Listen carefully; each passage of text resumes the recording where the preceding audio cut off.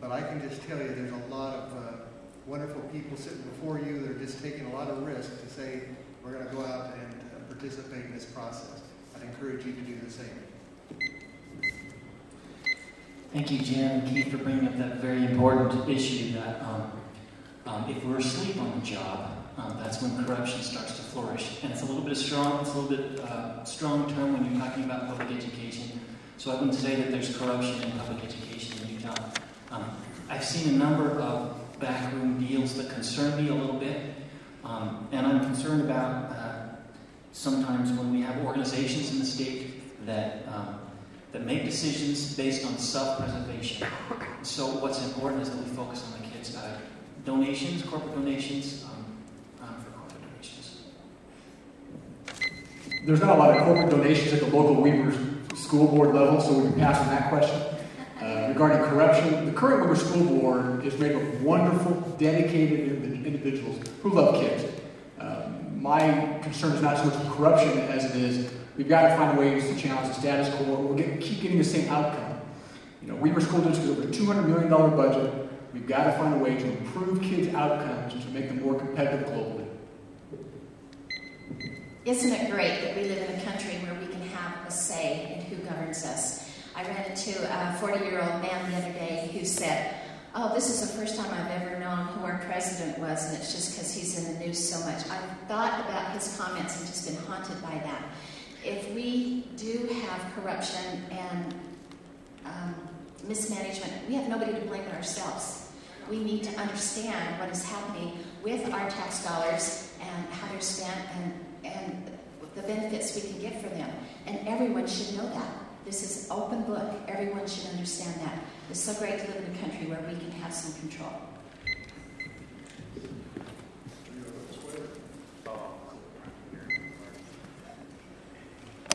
Hi guys. Is there corruption in government? Absolutely. I have personally seen it. And that's one of the reasons why I'm here, is to be able to tell you that nobody owns my word. I am free to speak the truth for you. Thank you.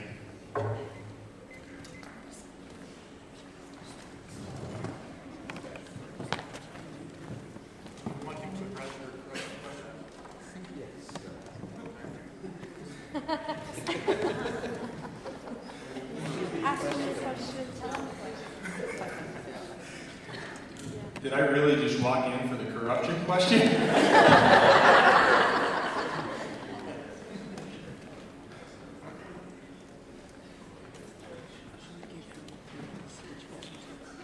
Okay. Do I believe there is corruption in government? No. I really am out of breath, and I maybe wouldn't run quite so fast. But no, there's not. There's corruption in people.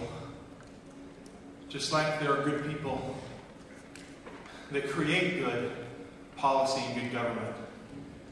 It's not that government itself is corrupt or a specific philosophy necessarily, but some are certainly preferable to others.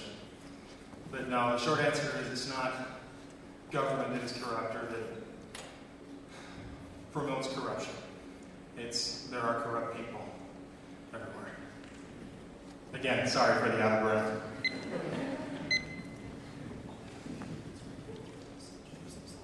That's fine. No, we're good.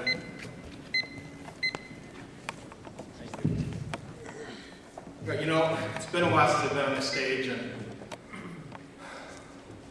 it is sort of fun to come back home. Although I don't remember this ever being here. Apologize tonight. I had 3 commitments at 7 o'clock on Tuesday night.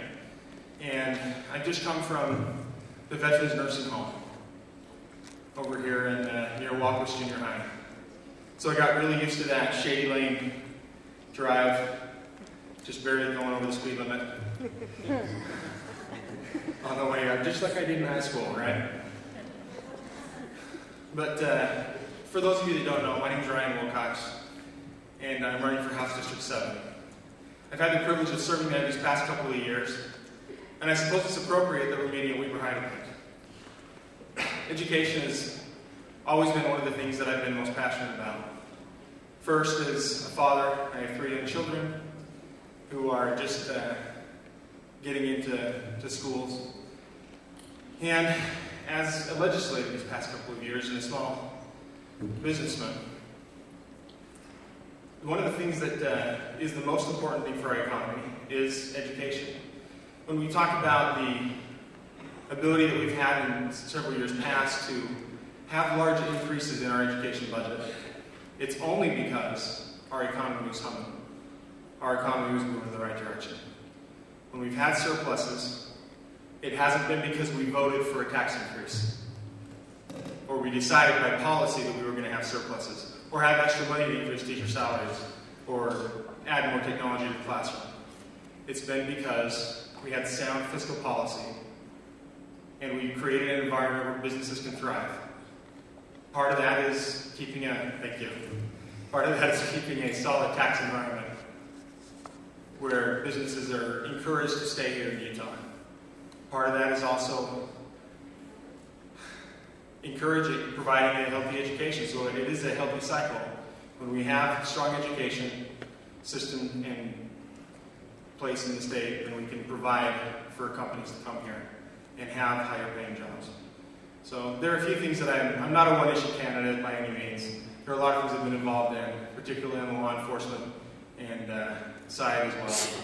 But more than anything else, I want you to know that those of you who are in my district, that I'm accessible. You can call me at any time. Happy to talk with you about whatever your concerns are. And I appreciate the opportunity to serve. For me, it truly is an honor to be able to serve you in the state legislature. And again, thank you for your time. I apologize for being so out of breath. Thank you.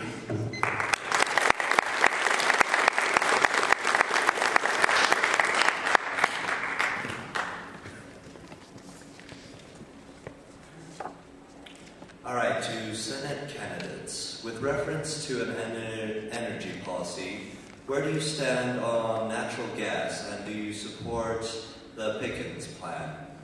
What should the timeline be to the commitment to a policy that would better use natural gas?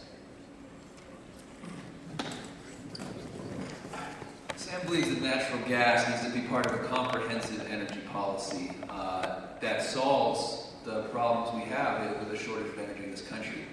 As far as the Pickens plan, I personally haven't read the plan all the way through myself, and I'm not familiar with all the gritty details, so I won't commit my candidate to anything that I don't know about, but you would feel free to contact our office.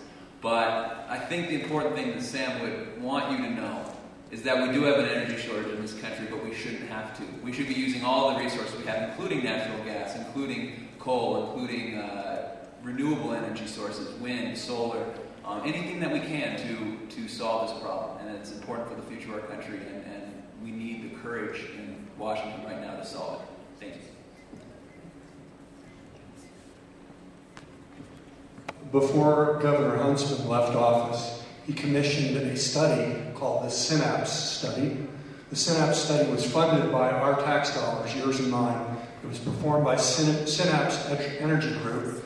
The Synapse Study looked at the issue of our future energy policy and how it intersects with health concerns and environmental concerns in our state.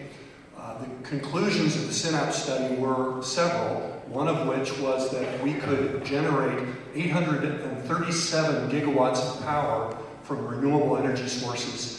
Currently, we are able to generate 8 gigawatts of power with all of our coal-fired power plants running at optimal capacity. What that tells me is that we do need, and the conclusions of the study that Governor Huntsman commissioned, a nonpartisan study, was that we need to be moving in the direction of renewable energy sources as our predominant source of energy. Yes, we will need coal for a period of time, but we need to have the vision that that's where we need to go. Thank you.